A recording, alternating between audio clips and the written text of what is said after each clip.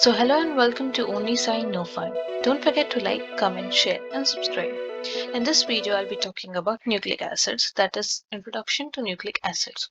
Now nucleic acids basically are of two types, DNA as well as RNA. DNA, which is deoxyribonucleic acids, RNA, that is ribonucleic acids. The difference between the two I'll be talking about in the next video series, but for time being just remember these are the two types of nucleic acids. Next is these nucleic acids are made up of nucleotide subunits, that is similar to a protein subunits which are amino acids. These nucleic acids are made up of nucleotides.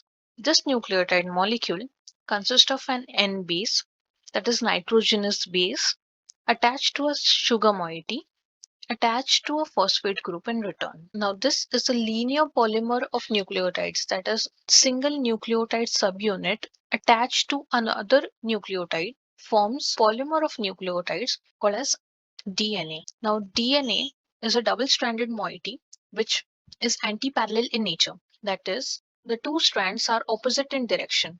That is, one is 5' to 3', and other one is from 3' to 5'. Now, why these DNA molecules are anti-parallel in nature is because these two nitrogenous bases are complementary to one another and hence form hydrogen bonds.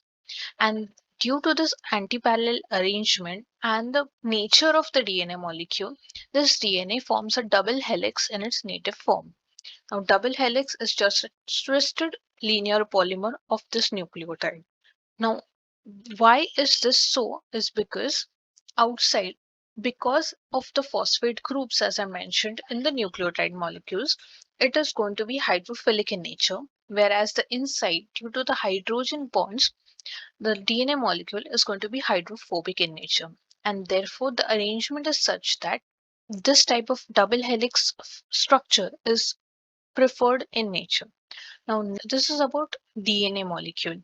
Now, DNA exists in double-stranded form, whereas RNA exists in a single primary structure. Since it is a primary structure and because of the bases attached to it, it folds into secondary and tertiary structures depending on the bases or the nucleotides present in that linear molecule. Next is the functions of DNA.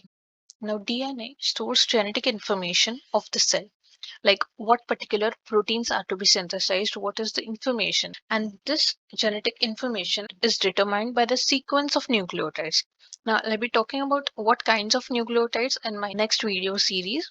So, for time being, just imagine that there are particular nucleotides different from one another, and the sequence of which determines what genetic information is stored in the DNA molecule.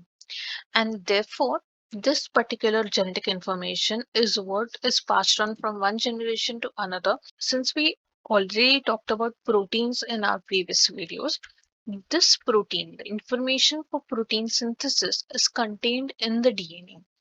Now, DNA, what is done is DNA is transcribed into RNA, that is mRNA, and mRNA is translated into a protein. So basically, what it says is all the information necessary to synthesize a protein is contained in the DNA molecule, wherein RNA forms an intermediate between these steps. And this particular thing is known as the central dogma of protein synthesis. So this was all about introduction to nucleic acids.